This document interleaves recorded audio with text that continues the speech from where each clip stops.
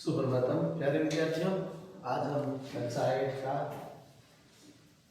हमारे अतीत भाग 3 जो पुस्तक है उसका पहला पाठ है, उस पर रिवीजन करने जा रहे हैं।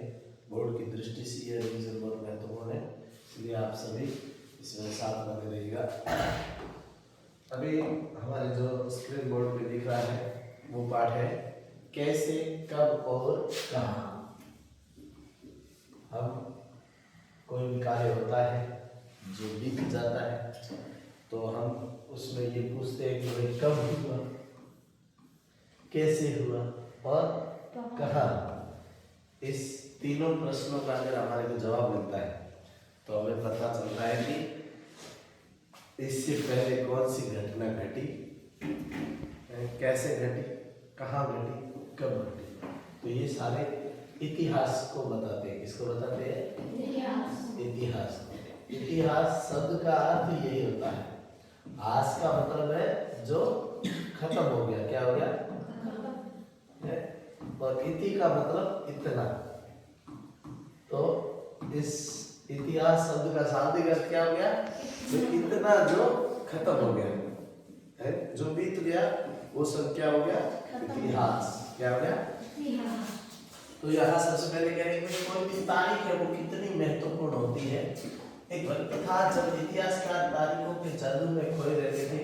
कब किस राजा की ताज पेशी हुई, यानी उसको राजमुकुट कब पहनाया गया, कब कौन सा युद्ध हुआ, इन्हीं तारीखों पर गर्मा गर्म बहसें चलती आ रही थे। आम समझ के हिसाब से इतिहास को तारीखों का अध्याय माना जाता है। हम बताते हैं, हमेशा कहते हैं भाई नालंदी घाटी का युद्ध है वो 1976 में हुआ है ना। महाराणा प्रताप का जन्म है वो 1940 में हुआ, क्या 1540 में हुआ है ना। तो ये क्या है? ये इतिहास है ना। भारत जो आजाद है वो 1947 में हुआ। तो ये पीछे की तारीखों से याद रखते हैं, है ना। तो आपने भी लोगों को ये कहते हैं विश्व का इतिहास तो बहुत उबऊ है। उबऊ का मतलब है बहुत बोरिंग करने वाला, है ना। बस तारीखें रखते जाओ। क्या इतिहास के बारे में जानना चाहिए? भाई इतिहास में सिर्फ तारीख ही है, कुछ कहानियां, कुछ किस्से वगैरह ये नहीं है। तो कह रहे कि इसमें कोई शक नहीं है कि इतिहास अलग अलग समय पर आने वाले बदलाव के बारे में होता है ना।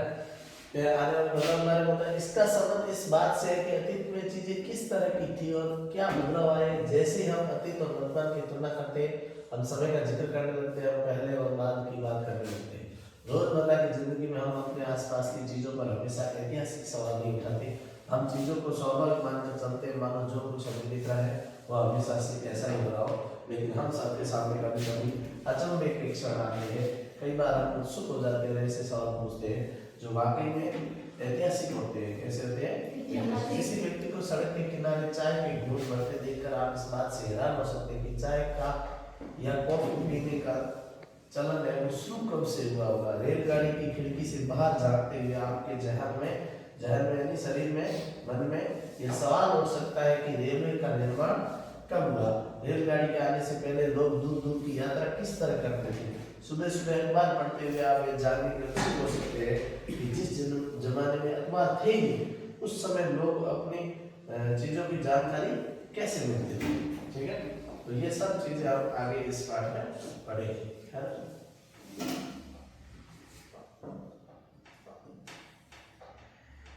तो ये सारे ऐतिहासिक सवाल हमें समय के बारे में सोचने के लिए क्या करते हैं? प्रेरित करते हैं, मजबूर करते हैं। समय को हमेशा साल या महीनों के पैमाने पर ही नहीं देखा जा सकता। कई बार ऐसी प्रक्रिया में कोई तारीख तय करना वाकई गलत होता है। तो लंबे समय तक चलती आ रही भारत में लोगों की अचानक एक सुबह सवेरे चाय पीना शुरू नहीं कर दिया था। इसका स्वाद धीरे धीरे जुबान पर चढ़ा था। इस तरह की प्रक्रियाओं के लिए कोई स्पष्ट तिथि नहीं हो सकती। इसी तरह हम ब्रिटिश शासन की स्थापना के लिए कोई भी तिथि नहीं बता सकते।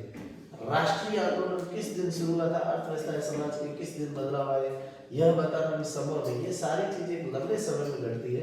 तो हम सिर्फ एक अवधि की बात ही कर सकते हैं।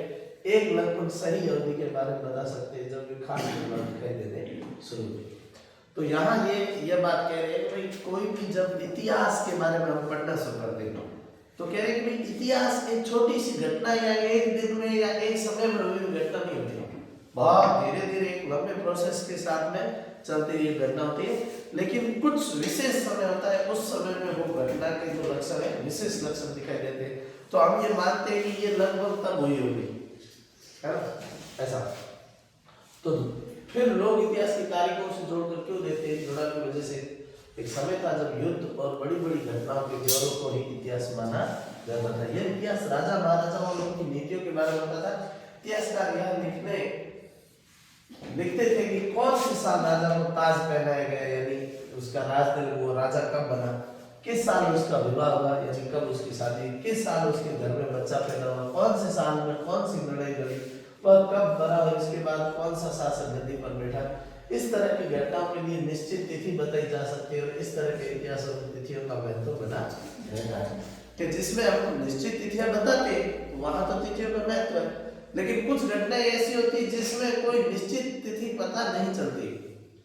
अब ये नहीं कह सकते कि भारत आजाद होने के लिए किसके दिमाग में कब विचार आया कि भाई आज से आजाद हो जाना चाहिए, है ना। तो ये कोई एक के दिमाग में आया हुआ विषय नहीं है, बहुत लंबा एक दौर चल रहा है ना। लिखा है कि जैसा कि पिछले 2 साल के इतिहास की किताबों में आपने पढ़ा है कि इतिहासकार बहुत सारे मुद्दों और दूसरे सवालों पर लिखने वाले इस बात पर ध्यान देने कि लोग किस तरह की रोजी रोटी चलाते, क्या पैदा करते, क्या खाते हैं, शहर कैसे बनते, बाजार किस तरह बने, इस तरह रियासतें बनाए, नए विचार पर संस्कृति समाज और किस तरह बदला है। अब कह रहे भाई वो कौन सी तारीख है जिसपे हमारे को नोटिस करना चाहिए कि कुछ तारीखों को महत्वपूर्ण मानने का पैमाना क्या होता है। हम जो तारीखें चुनते हैं, जिन तारीखों के इर्द हम अतीत की बातें कहानी सुनते हुए अपने आप में महत्वपूर्ण नहीं होती, इसलिए महत्वपूर्ण हो जाती है क्योंकि हम कुछ खास घटना को महत्वपूर्ण मानकर चलने लगते हैं। अगर अतीत का विषय बदल जाता है तो हम नए मुद्दों पर ध्यान देने लगते हैं, तो वो महत्वपूर्ण जो विषय है वो क्या होता है, तारीखें भी बदल जाती है। ठीक है, तो यहाँ ये कह रहे हैं कि एक उदाहरण पर विचार कीजिए कि भारत में ब्रिटिश इतिहासकार ने जो इतिहास लिखे उसमें से हर एक गवर्नर जनरल का शासनकाल महत्वपूर्ण हो गया। ये इतिहास प्रथम गवर्नर जनरल वॉरेन क्या लिखा हुआ है, हेस्टिंग्स, तो ये भारत का पहला गवर्नर जनरल था। तो ये बात आपको ध्यान रखनी है ना। गवर्नर जनरल क्या होते थे उस समय में जब भारत अंग्रेजों का गुलाम था, है ना। शुरू में जब गुलाम चालू किया तो कंपनी के जो बहुत मोटा अधिकारी होता था वो पीछे अंग्रेजों के द्वारा दिए गए निर्देशन के अनुसार, यानी वहाँ के शासक के अनुसार निर्देश दिए गए या काम शासन व्यवस्था चलाता था, तो उसको क्या कहते थे, गवर्नर जनरल। क्या कहते थे, गवर्नर जनरल। ठीक है, अभी आजकल गवर्नर है वो राज्यपाल को बोलते हैं। किसको बोलते हैं, राज्यपाल को हम गवर्नर बोलते हैं। इसके अलावा जो गवर्नर होता है वो हम बोलते हैं जो अपने नोट इत्यादि होते हैं 100, 500, 200, तो नोट पर जिसके साइन होते हैं, है ना, वो होता है आरबीआई का गवर्नर। किसका होता है, आरबीआई का पूरा नाम है रिजर्व बैंक ऑफ इंडिया। क्या नाम है, रिजर्व बैंक ऑफ इंडिया, भारतीय रिजर्व बैंक। ठीक है, ये इसका पूरा नाम है, रिजर्व बैंक ऑफ इंडिया, ये ध्यान रखना। और यही जो है बैंक है वो नोट छापता है। क्या करता है, और उस नोट पर भी किसके साइन होते हैं, गवर्नर के। किसके साइन होते हैं, आप कोई भी नोट उठा के देख ला, उस पे नोट पे साइन लिखे होते हैं, वो साइन ही उस नोट को वैलिड बनाते हैं। नहीं तो नोट है वो क्या हो जाता है, इनवैलिड हो जाता है, नकली हो जाता है। अगर वो साइन गवर्नर के है तो वो उसको वैलिड बना चाहिए, और वो उसमें लिखा होता है कि मैं धारक को 100 रुपए देने अदा करने का वचन देता हूँ, और नीचे साइन होते हैं। ठीक है, तो गवर्नर, तो ये अब के गवर्नर है वो पहले की बात है। तो उसमें क्या होता था कि वह शासन से शुरू होते और आखिरी वाइसराय जो भारत आजाद होने से पहले है, इस गवर्नर जनरल को बोलते थे वाइसराय। क्या बोलते थे, तो कह रहे कि लॉर्ड माउंटबेटन उसका नाम था कि खत्म होते हैं। अलग अलग अध्याय में हम दूसरे गवर्नर जनरल जैसे हेस्टिंग्स, वेलेस्ली, बेटिंग, डलहौजी, ये जो बीच में आए उनके कार्यकाल में क्या क्या हुआ, ये चीजें हम पढ़ने को देखेंगे, है ना। हम ज्यादा पुराने इतिहास को नहीं जाएंगे, लेकिन अंग्रेज जब से आए यानी मुगल काल के बाद का जो इतिहास है उस इतिहास को हमें वो आपके इसके चैप्टर में पढ़ेंगे। तो लिखा हुआ देखो, लिखा हुआ है कैनिंग, ये सारे उनके नाम है, Lord Canning, Lawrence, Lincoln, Ripon, Curzon, Harding, Irwin के बारे में भी पढ़ते हैं। इस इतिहास में गवर्नर जनरल वायसराय का कभी न खत्म होने वाला सिलसिला ही छाया रहता था। इतिहास की किताबों में सारी तारीखों का महत्व अधिकारियों की गतिविधि, नीति और उपलब्धियों से ही तय होता है। यह ऐसा था मानो इन लोगों के जीवन के बाद कोई चीज थी नहीं, इसे जानना महत्वपूर्ण। तो कह रहे हैं भाई हम इतिहास में वही चीजें पढ़ी जाती है, भाई बाद में ये आया, इसने ये किया, उसने ये किया। अरे भाई इन्होंने ये वो किया, जब बाकी दुनिया क्या कर रही थी वो तो हमने सारी बातें जानी नहीं, लिखी नहीं। लेकिन क्यों? क्योंकि पढ़ाई लिखाई और सारा कंट्रोल और शासन व्यवस्था पूरी इनके हाथ में थी, इसलिए इनकी ही बातें लिखी। ठीक है, अभी जैसे मैंने आपको जो सर्दी की छुट्टियां थी तो उसमें 8वीं क्लास में जो पढ़ने वाले बच्चे थे उन बच्चों को बोला कि आप एक्स्ट्रा आना, आप एक्स्ट्रा टेस्ट देना। अब जो बच्चा अपने होमवर्क भी समय से पूरा नहीं करता वो क्या पढ़ेगा, क्या टेस्ट देगा, है ना? तो इसलिए 15-20 जनों को बोला, है ना? तो इसका मतलब ये है कि भाई बाकी जो पढ़ रहे हैं वो 8वीं में नहीं पढ़ रहे, पढ़ रहे तो है, लेकिन उनकी चर्चा क्यों नहीं हो रही? क्योंकि वो इतने महत्वपूर्ण नहीं है। तो ये महत्वपूर्ण लोग थे, इसलिए उनकी गतिविधियां, नीतियां, उपलब्धियों के आधार पर तय होता था। मानो इन लोगों के जीवन के बाद कोई चीज नहीं थी, जानना महत्वपूर्ण। इन लोगों के जीवन का क्रम ब्रिटिश भारत के इतिहास में अलग अलग अध्याय का विषय बन जाता है। क्या आप इसी दौर के इतिहास को अलग ढंग से लेकर चलते थे? गवर्नर जनरल के इतिहास के जो भारतीय समाज के विभिन्न समूह वर्गों की गतिविधियों पर किस तरह ध्यान दे सकते हैं? जब हम इतिहास में कोई कहानी लिखते हैं तो उसके टुकड़ों या अध्याय के बारे में बांट देते हैं।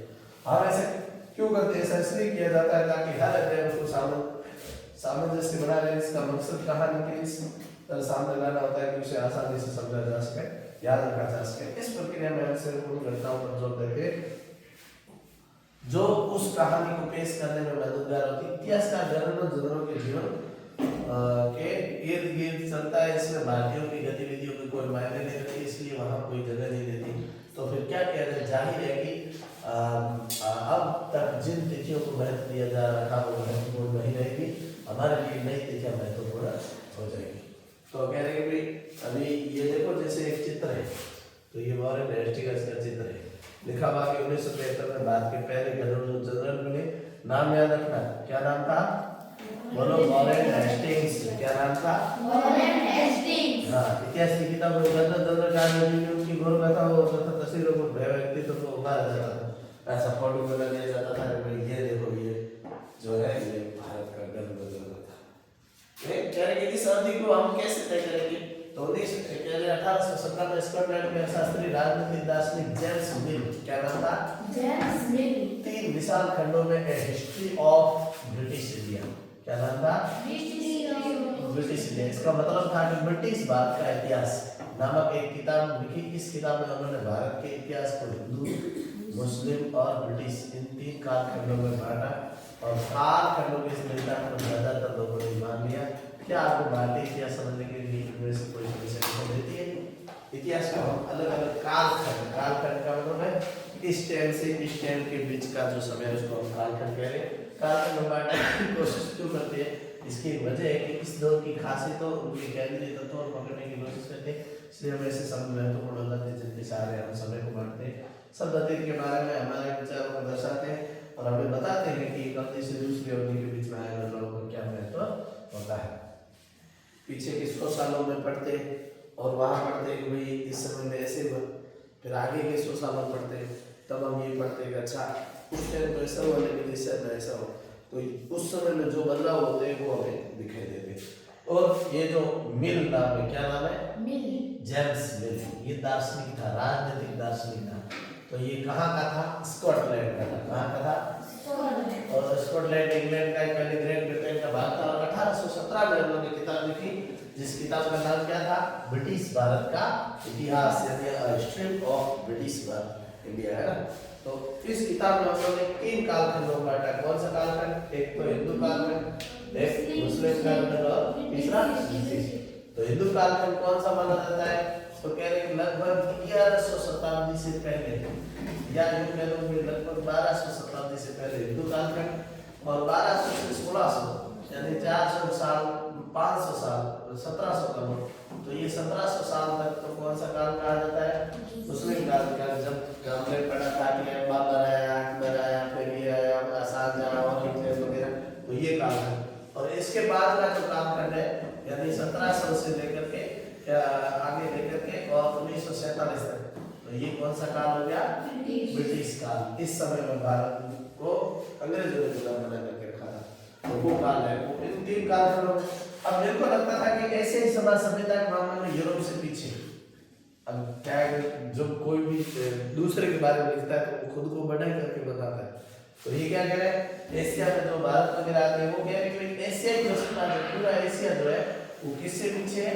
यूरोप से पीछे। यूरोप भी एक वहां की वैसे बना दी, लेकिन यूरोप से पीछे मतलब इतिहास में अपनी समझ आ रही थी कि भारत में अंग्रेजों के आने से पहले यहाँ हिंदू मुसलमान तानाशाह का इलाज चलता था।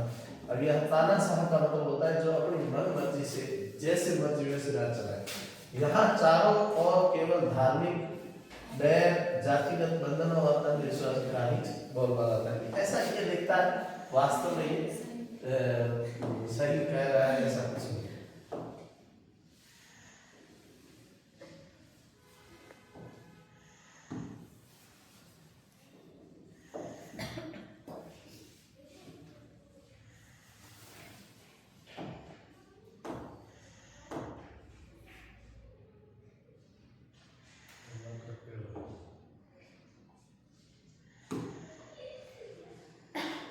ठीक है, तो अभी देख रहे कह रहे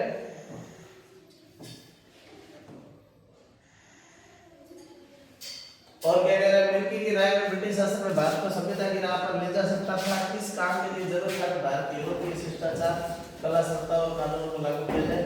निर्णय तो याद रखा दिया कि अंग्रेजों को भारत के सारे भूभाग पर कब्जा कर लेना चाहिए ताकि भारतीय जनता को विकास और उसके जीवन प्रदान किया जा सके।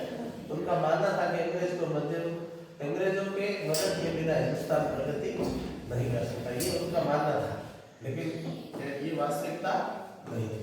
आगे क्या करें, क्या इतिहास किसी दौर को हिंदू और मुस्लिम दौर कहा जा सकता है? इन दोनों में कई तरह के धर्म एक साथ नहीं चल सकते थे। किसी युग को केवल उस समय के शासकों को धर्म के हिसाब से तय करने की जरूरत क्या है? अगर हम ऐसा करते हैं तो इसका मतलब ये कहना चाहते हैं कि और तरीकों पर रखना चाहिए। प्राचीन भारत में सारे शासकों का एक धर्म नहीं होता। तो ये कह रहे हैं, कुछ लोग ये प्रश्न कर रहे हैं कि आप ये नहीं कह सकते कि भाई ये उसी का ही दौर था, तो बाकी वाले कहाँ गए थे? मर गए थे? मर नहीं गए थे। लेकिन इतिहासकार क्या है कि अपने दृष्टिकोण से देखता है ना, अपने हिसाब से देखता है, तो वो कहता है कि भाई हम इनकी बात कर रहे हैं, है ना। अंग्रेजों द्वारा सजाए गए वर्गीकरण से हटकर इतिहासकार भारतीय इतिहास के आमतौर पर प्राचीन, मध्यकालीन और आधुनिक, है ना, तो उसने तो हिंदू, मुस्लिम और अंग्रेज, ब्रिटिश तीन आधार में बांटा था। लेकिन भारत के इतिहासकार है वो भारत को तीन भागों में किस हिसाब से बांटते हैं? तो पहला इसका कहते हैं प्राचीन। प्राचीन यानी जो बहुत पुराना है, क्या है? जो बहुत पुराना है। फिर है मध्यकालीन। कैसा? मध्यकालीन का मतलब है जो बीच का है। कब का है? बीच का इतिहास है, ठीक है। तो ये इसका दूसरा और तीसरा कौन सा है? आधुनिक का मतलब है आजकल का, नया नया। कौन सा? आधुनिक का मतलब क्या है? नया, ठीक है। तो ये तीन कालखंडों में बांटा है। समझ में पश्चिम साइड, पश्चिम में आधुनिक काल को विज्ञान क्या कहते हैं? इसको विज्ञान का काल, ठीक है। तर्क और लोकतंत्र, मुक्ति और समानता जैसे आधुनिक तत्व जैसे विकास का युग मानता है। और मध्यकालीन समाज से ये समाज थे जहाँ आधुनिक समाज की ये विशेषताएं नहीं थी। और क्या हम अपने अध्ययन के लिए आधुनिक काल की इस अवधारणा को बिना सोचे समझे, बिना सोचे विचारे क्या कर सकते हैं? ऐसे अपना सकते हैं जैसा कि आप इस किताब में देखेंगे। अंग्रेजों के शासन में लोगों के पास में समानता, स्वतंत्रता और मुक्ति नहीं थी, न ही यह आर्थिक विकास और प्रगति का होता। बहुत सारे इतिहासकार इस युग को औपनिवेशिक युग कहते हैं। क्या कहते हैं? औपनिवेश शब्द का मतलब होता है अपने पास में किसी दूसरे को बिठा करके रखना, तो इसको कहते हैं गुलाम। क्या कहते हैं? औपनिवेश का मतलब क्या होता है? गुलाम बना करके रखना। क्या बना करके रखना? गुलाम। अंग्रेजों ने भारत को क्या बना रखा था? गुलाम बना रखा था। तो इसलिए बहुत सारे इतिहासकार जो अंग्रेजों वाला जो दौर था इसको कौन सा युग कहते हैं? औपनिवेशिक युग कहते हैं। कौन सा युग कहते हैं? औपनिवेशिक। है? अब आगे बताएगा कि औपनिवेश का मतलब क्या होता है। लिखा हुआ है इस किताब में आप पढ़ेंगे कि किस तरह अंग्रेजों ने हमारे देश को जीता और स्थानीय जो नवाब यानी राजा वगैरह थे उनको दबाव कर कैसे शासन स्थापित किया। आप देखेंगे कि किस तरह उन्होंने अर्थव्यवस्था की जो हमारे को रुपए पैसे मिलते थे वो और समाज पर अपना नियंत्रण स्थापित किया और अपने सारे खर्चों को निपटाने के लिए राजस्व यानी टैक्स कर जिसको कहते हैं वो वसूल किया। अपनी जरूरत की चीजों को सस्ती कीमत पर खरीदा और निर्यात के लिए महत्वपूर्ण फसलों की खेती कराई और इन सारी कोशिशों के कारण क्या बदलाव आए आप ये भी जानेंगे कि ब्रिटिश शासन के कारण यहाँ की मूल्य मान्यताओं और पसंद नापसंद रीति रिवाज तौर तरीके में क्या बदलाव आए जब एक देश पर दूसरे देश के दबदबे के इस तरह के राजनीतिक आर्थिक और सामाजिक और सांस्कृतिक बदलाव आते हैं तो इस प्रक्रिया को औपनिवेशीकरण कहते हैं। कह रहे कि भाई ये जब है किसी दूसरे देश के कारण है यहाँ से हम कह सकते हैं कि भाई जब किसी औपनिवेशीकरण का क्या मतलब होता है कि जब एक देश किसी दूसरे देश पर दबदबे से यानी जबरदस्ती इस तरह के ऊपर बताए हुए राजनीतिक आर्थिक सामाजिक और सांस्कृतिक बदलाव आते हैं तो इस प्रक्रिया को हम क्या कहेंगे औपनिवेशीकरण कहेंगे। कह रहे कि लेकिन जल्दी ही आप ये समझ जाएंगे कि सारे वर्ग और समूह इन बदलावों को एक ही ढंग से अनुभव नहीं कर रहे थे। वो सारे वर्ग मतलब यहाँ कहना ये चाह रहे भाई राजा महाराजाओं के लिए ये गुलामी बुरी नहीं थी, ज्यादा अच्छी नहीं थी तो बुरी नहीं थी, है ना। और बहुत सारा जो बड़े जमींदार थे ठेकेदार थे उनके लिए भी ये गुलामी बुरी नहीं थी। तो बुरी तो किन के लिए थी जो बिल्कुल जिनके पास में जो भूमि थे, है ना, उनके पास में किसी भी प्रकार की खुद का कोई भी खेत वगैरह नहीं था। आजादी उनके लिए सबसे ज्यादा बुरी थी क्योंकि ऊपर से जो अंग्रेजों का आदेश होता था राजा महाराजा क्या करते थे उनको अपने जो ठिकानेदार होते थे, है ना, ठाकुर होते थे, जमींदार होते थे, उनको दे देते और जमींदार क्या करते थे अपने आदमियों के साथ में यानी सैनिकों के साथ में जाते थे और जो आम आदमी होता था गरीब किसान होता था, है ना, भूमिहीन किसान होता था उन पर है वो कोड़े लगाते थे, बैत लगाते थे और उनसे वो टैक्स वसूल करते थे, है ना। तो उनका ये वो शोषण किया जाता था। तो इससे क्या है कि यहाँ ये सब क्या है कि भाई सारे लोग वो एक ही ढंग से अनुभव नहीं कर रहे थे कि भाई हम कितने गुलाम है ऐसा। तो गुलामी सबसे ज्यादा जो पीड़ित दबे कुचले जो किसान वगैरह है वो उन लोगों पर ज्यादा है, ठीक है। तो कह रहे कि हम किस तरह से जानते हैं कि भारतीय इतिहास के पिछले 250 साल तक का इतिहास लिखने के लिए इतिहासकारों ने कौन से स्रोतों का इस्तेमाल करते हैं, ठीक है। अब कहते हैं कि प्रशासन क्या करता है अभिलेख तैयार करता है। अंग्रेजी शासन द्वारा तैयार किए गए सरकारी रिकॉर्ड इतिहासकारों का एक महत्वपूर्ण साधन होते हैं। अंग्रेजों की मान्यता है कि चीजों को लिखना बहुत महत्वपूर्ण होता है ना। कोई भी चीज आप एक किसी को कह दो और एक लिख दो, इसमें फर्क है ना। जैसे आप टेस्ट देते हैं, परीक्षा देते हैं, है ना, तो इसमें आप ये कहते हैं मेडिकल में उस पार्ट के प्रश्न पूछूंगा तो आप उसको उस तरीके से याद नहीं करते, यानी कि पूछेंगे तो बता देंगे सर, दूसरा बताएगा तो मुझे थोड़ा सा याद आ जाएगा, मैं पढ़ने में बता दूं। लेकिन ये अगर मैं आपका टेस्ट लूंगा, लिखूंगा, लिखित टेस्ट लूंगा, तो पूछने में और लिखित टेस्ट लेने में फर्क है। किसी को कोई ऐसा हो सकता है पढ़ने में होशियार होता है, जैसा पढ़ता है उसको याद हो जाता है, लेकिन वो वैसा बोल नहीं पाता, लेकिन लिख लेता है ना। तो लिखना और बोलना दोनों अलग अलग कला है, ठीक है। इसलिए ध्यान रखना लिखना बहुत महत्वपूर्ण होता है। इसलिए अंग्रेजों ने क्या किया, लिखा। उनके लिए हर निर्देश, हर योजना, नीतिगत फैसले, सहमति, जांच को साफ साफ लिखना जरूरी था और ऐसा करने के बाद में चीजों को अच्छी तरह से अध्ययन किया जा सकता था, उन पर वाद विवाद किया जा सकता है। इस समझदारी के चलते ज्ञापन, टिप्पणियां और प्रतिवेदन पर आधारित शासन की संस्कृति पैदा हुई, ठीक है। तो अंग्रेजों ने क्या सोच लिया कि अब हमें लिखना ही पड़ेगा, ठीक है। अंग्रेजों को यह भी लगता था कि तमाम अहम दस्तावेज पत्रों को संभाल कर रखना जरूरी है, लिहाजा उन्होंने अपने शासकीय संस्थानों में अभिलेख कक्ष बनाए, यानी जो लिखी हुई चीजें थी उनको एक विशेष कमरे बना करके रखा गया कि भाई आपको कोई भी प्रकार की जो जानकारी है वो देखनी है तो आप फलानी जगह पर जाकर के देखिएगा, वहां पर ये जानकारी। तो जो जो उन्होंने फैसले लिए है ना, वो सब उन्होंने लिख करके रखे। जैसे आप स्कूल में जितने भी विद्यार्थी पढ़ते हैं और आपके जो भी डॉक्यूमेंट होते हैं, जब आप स्कूल आते हैं तब आप जो भी डॉक्यूमेंट जमा कराते हैं, वो सारे डॉक्यूमेंट है वो स्कूल में एक जगह पर जमा है, ठीक है। यानी अभिलेख पेटियां भर करके रखे हुए अब तक जितने भी विद्यार्थी यहाँ से पढ़ के गए, सबका कोई ना कोई है वो डॉक्यूमेंट है, कागजात है, वो यहाँ स्कूल में जमा है, यानी वो अभिलेख है, वो सुरक्षित रखा हुआ, ठीक है।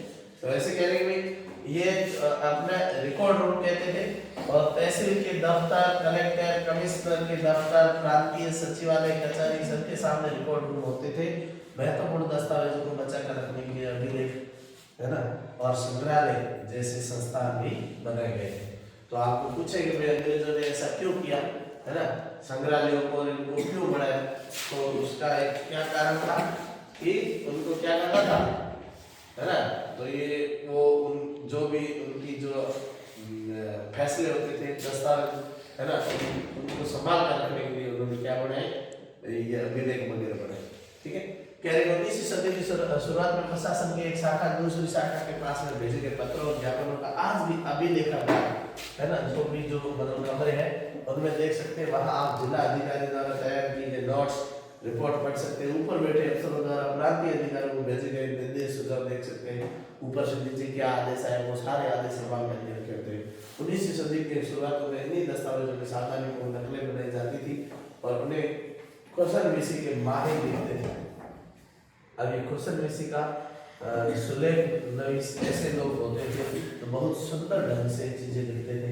19वीं सदी के मध्य तक अरे खुशनवीसी, क्या नाम है, खुशनवीसी। खुशनवीसी क्या लिखा हुआ है, खुशनवीसी और सुलेख नवीस। सुलेख नवीस का मतलब है जिसका लिखना सुंदर, जिसकी राइटिंग अच्छी होती थी, उसका बहुत इंपॉर्टेंस होता था। तू इधर तू ये मेरे लिख, है ना, मेरी राइटिंग अच्छी थी। हम भी कोई प्रोजेक्ट वगैरह बनाते हैं तो हम क्या करते हैं कि यार मेरी राइटिंग अच्छी नहीं, तू कम से कम ये जो ऊपर वाला पन्ना है इसमें राइटिंग से लिख दे। है अपनी कॉपी किताब पे कवर चढ़ाते तो ऊपर जो लेबल चिपकाते तो हम उसमें भी क्या करते हैं कि राइटिंग वाला नाम, है ना, राइटिंग वाला मेरा तब से बेहतर था। तो जो ये होते थे लिखने वाले लोग होते थे वो एकदम सुलेख नवीस होते थे, यानी जिनका लिखा है एकदम सुंदर होते, है ना। तो ये चित्र दिया हुआ अभिलेखागार का क्या कहाँ का दिया हुआ 1920 के दशक में बनाया गया था। नई दिल्ली में निर्माण हुआ था राष्ट्रीय संग्रहालय, राष्ट्रीय दोनों वायसराय के निवास की नजदीक बनाई गई, जिससे पता चलता है कि अंग्रेजों की सोच में संस्था बहुत है ना। क्योंकि ये अंग्रेजों के जो घर बनते थे ना उनके बिल्कुल पास में बनाए जाते थे, क्योंकि अभिलेखागार है वो उनको सुरक्षित रखना जरूरी होता है ना, इसलिए उनके घर के पास में बनाए जाते थे।